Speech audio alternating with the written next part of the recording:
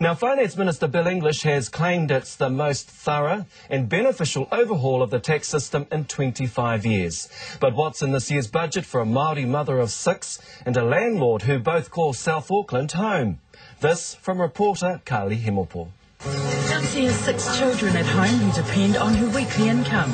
So, with a combination of family assistance and domestic purposes benefit totalling just $571, she can't be choosy. So, essentially, what do you look for when you come shopping? Oh, whatever's cheap and affordable. Whatever's on special. Always got to have bread, because kids love the bread. Always got to have cereals. Any room in the budget for treats? Not really. Not very often. A quick trip to the butcher's. Cool, got my new reach out. And the gas station. Then it's off home.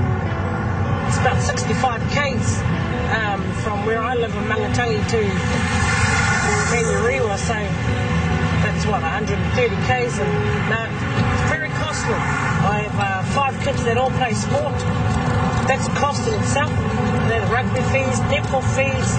I've got a daughter that swims twice a week, so I've got swimming fees. I mean, it all adds up at the end of the day. It's pretty hard. Elsie and her family were evicted a few years ago when the status of their housing corp house in South Auckland changed up to a market rental.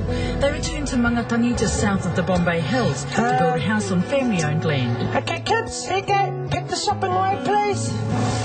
But now, with the 2.5% increase in GST and very little increase to her benefit payments, it's hard to see the light at the end of the tunnel. I'm probably just going to struggle, like I have been doing for the last couple of months. It's just everything, struggle. Where do you think you can make cuts in your budget? Well, it'll either have to be the kids' education, which I don't want to, but a bit of my money goes into the education, sports. They play sports all year round, and I'm going to have to, I may have to cut that out, which I don't want to.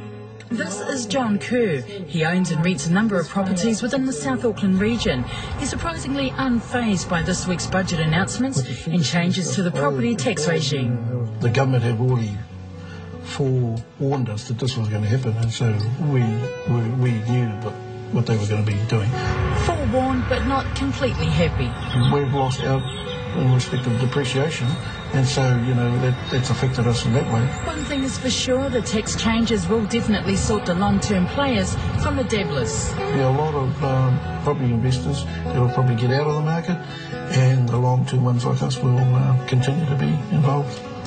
It may not be a hard and fast decision right now, but in order to deal with any increases stemming from the change, raising the rent is almost a given. Yeah, it will affect us in some way, and then how we offset that is whether we pass that on to our tenants or whether we try and absorb some of it ourselves. That's something that we do on each individual property.